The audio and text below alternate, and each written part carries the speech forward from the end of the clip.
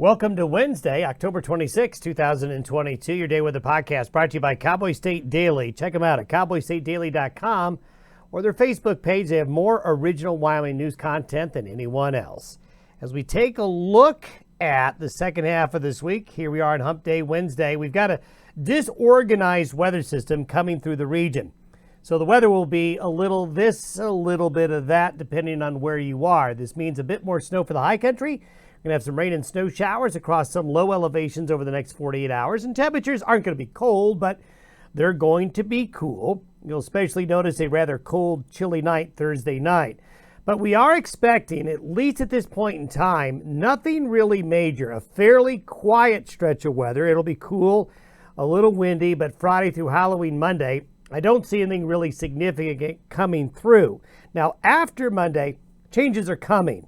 We just have to figure out the magnitude of the change, whether it's a big change or a little one, but changes to colder weather. Some form of colder weather is coming mid to late next week. And one reason for that is recurving typhoons, or a recurving typhoon. You might be saying, what the heck is he talking about? Well, I'll show you what I mean here in a minute.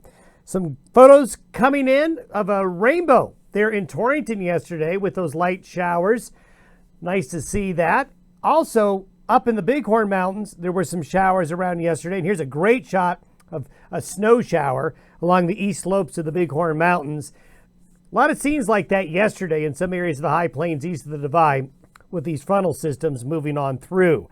Today's satellite image shows that disorganized weather system. You see an area of cloudiness and moisture right here. There's some western slope rain and snow this morning, and then the other piece of this trough is still back here. So we've got a little low here, a little low here. It's just not well put together. But you can see all the cloudiness. So as this system and the other system translates to the east and southeast, that's going to bring clouds, colder, moist air into the region. And there you can see it in central Idaho this morning, that main system. And then by tomorrow evening, it's kind of split with a little bit of a pattern up there, up in the Dakotas, and then the other main low dipping down into New Mexico. And when storms split, they split apart the energy, they split apart the organization, and they become weaker when that happens. However, there's going to be some showers. You can see it's the high country that is faring the best in terms of being able to pick up more moisture and more snowfall from the Pacific Northwest into the region. Now, as that system hits moisture, going to have some pretty good rain across portions of Texas, Oklahoma, into those areas as we get to later in the week. Snowfall-wise, well, a little more snow going to fall on those ski slopes and those mountain slopes. Again, nothing really heavy, but it's going to affect the mountain passes if you're going to be traveling here over the next couple of days. Now, recurving typhoons. Why is this important? Well, for folks who follow the podcast, you know that I talk a lot about the Pacific Ocean and how the Pacific Ocean is a key to many, many things with the weather and the climate in North America, especially Western North America. What'll happen as we leave the tropical storm hurricane season in the Northern Hemisphere and we get into the start of the cold season, when we have tropical storms or hurricane activity, it can affect the weather across the region and across the whole hemisphere, especially when you're right at that cusp at the end of the typhoon hurricane season and the beginning of the cold season. So this is the topic about recurving typhoons. Now, you might be saying, I haven't heard that there's even a typhoon yet. Well, there isn't, but there's most likely going to be one. Here's the 48-hour probability of the formation of a typhoon right there in the Southwest Pacific. And what is likely going to happen, and you can see it right here, you can see this enhanced area of thunderstorm development going on right now. So again, you're probably saying, why is he talking about something that's thousands and thousands of miles away? How could that affect our weather? Well, this is how it could affect it. A recurving typhoon basically means when a typhoon forms at the lower latitudes and then takes a trip up along the east coast of China into those areas there and then ends up getting caught up in the jet stream across the northern Pacific.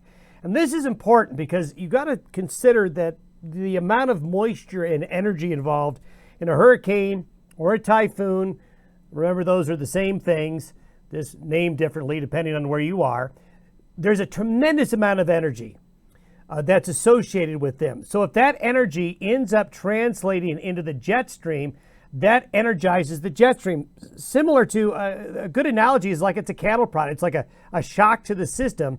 So what we see right here, we see it developing, and then what we do is we see it moving north.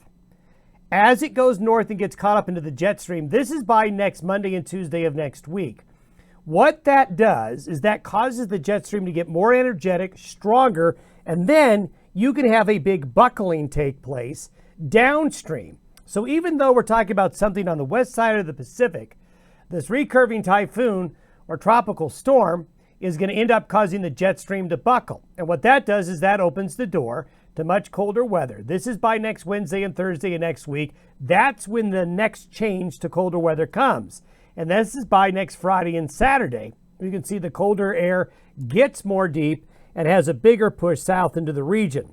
So something thousands of miles away getting drawn into the jet stream can cause the jet stream to buckle and change downstream. So that's what we're watching. This is something that's actually fairly typical this time of year and partly responsible for the bigger outbreaks of cold as we start to change the seasons here in North America. Have yourself a great Wednesday. We'll see you tomorrow.